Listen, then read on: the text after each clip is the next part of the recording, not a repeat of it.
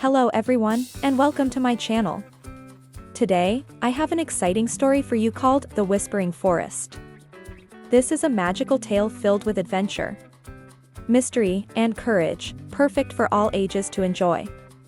As you listen, you'll not only dive into an amazing story but also improve your English listening skills with every word. So sit back, relax, and get ready to explore the wonders of the forest. And don't forget to hit that subscribe button, so you never miss a new story. Let's get started. In the quiet village of Eldermere, nestled between rolling hills and a sparkling lake, there was a rumor that no one dared to speak aloud. The forest could talk. The Whispering Forest, as it was called, lay just beyond the edge of the village. It wasn't dark or frightening. In fact, it was beautiful. The trees stood tall and proud, their green leaves shimmering like emeralds in the sunlight. Birds sang sweet melodies, and gentle breezes carried the scent of wildflowers. But the villagers all said the same thing: don't go too deep into the forest. Why? No one could explain. Some claimed they had heard voices coming from the trees. Others said the forest didn't like being disturbed. Children told stories of travelers entering the woods and forgetting their way out. But 12-year-old Clara didn't believe in such things. Clara loved the forest. She often sat under the shade of the trees, drawing pictures of the animals and plants she saw. She never heard whispers, never felt afraid. To her, the forest felt alive in a way that was comforting, not scary. One crisp autumn morning, Clara woke up to find something unusual. A small bird with golden feathers was tapping on her window. She had never seen a bird like this before. As soon as she opened the window, it hopped inside and chirped loudly, flapping its wings. "What's wrong?" Clara asked. The bird fluttered to her desk, pecking at her sketchbook. Then it flew toward the door as if it wanted her to follow. Curious and excited, Clara grabbed her scarf and followed the bird outside. It led her toward the Whispering Forest. For a moment, she hesitated. The villagers' warnings echoed in her mind. But the bird turned back to look at her, chirping urgently. "All right," Clara said. "Just for a little while." The forest was even more beautiful that day. The sunlight danced through the branches, painting golden patterns on the ground. The bird led Clara deeper than she had ever gone before. Suddenly, it stopped on a low branch and chirped 3 times. Clara looked around. At first, she saw nothing unusual, but then she noticed a strange tree. Its trunk was much wider than the others, and its bark was silver, not brown. It shimmered in the sunlight, almost as if it were glowing. She stepped closer, and that's when she heard it. Finally, someone brave enough to come. Clara froze. The voice was soft, like the rustling of leaves, but it was unmistakable. She looked around. "Who's there?" "It's me," the voice said again. "The tree." Clara stared at the silver tree. "You're talking to me?" "Yes," said the tree. "You're not afraid, are you?" Clara shook her head. "Not really. I just didn't know trees could talk." "Not all of us can," the tree replied. "Only the ancient ones, and we only speak when we must." "Why are you speaking now?" Clara asked. The tree sighed, and its branches swayed gently. "Because the forest is in trouble." The tree explained that something was happening deep within the Whispering Forest. The animals were restless, the streams were drying up, and the air felt heavy.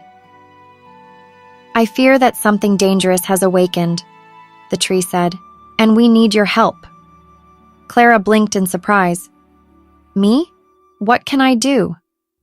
"You are kind and curious," said the tree, "and you see the forest as a friend, not a stranger. That gives you the strength to help us." Before Clara could ask more, the golden bird chirped again and flew off into the woods. "Follow it," the tree said. "It will guide you." Clara hesitated.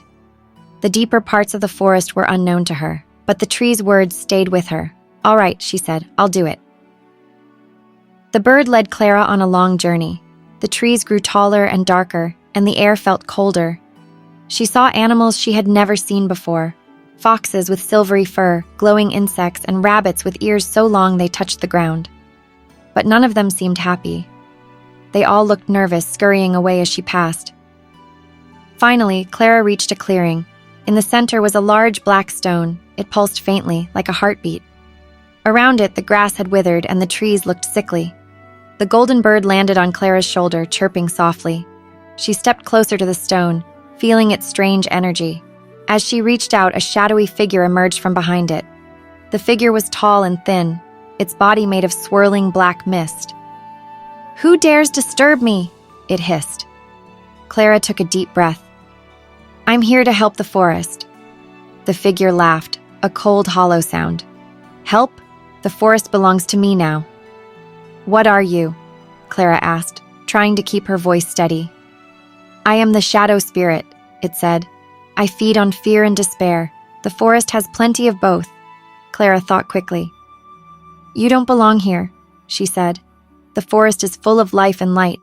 You can't take that away." The shadow spirit loomed closer. "And how will you stop me, little girl?" Clara looked at the golden bird. Its feathers glowed brighter, and suddenly she understood. The forest's light was still there. It just needed to be awakened. Clara reached into her bag and took out her sketchbook. She opened to a blank page and began to draw. She drew the trees as they were meant to be, strong and healthy. She drew the streams flowing with clear water. She drew the animals happy and free. As she drew, the golden bird's light grew brighter and the shadow began to shrink. "What are you doing?" the shadow spirit roared. "I'm showing the forest what it can be," Clara said. "You don't belong here." The light from the bird and the sketchbook spread across the clearing, chasing away the darkness. The shadow spirit let out a final scream before vanishing completely. The forest seemed to sigh in relief.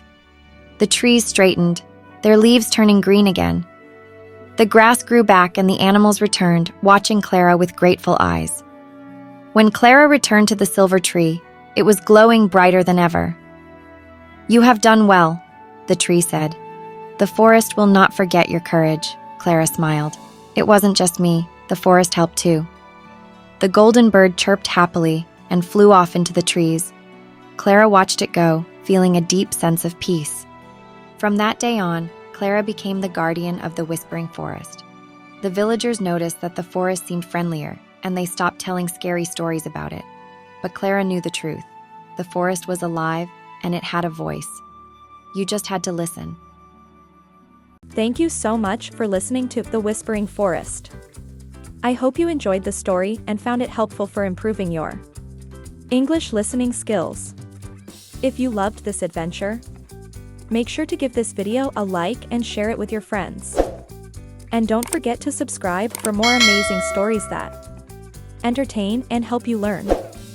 Until next time, keep practicing, keep learning, and I'll see you in the next video. Bye! For now.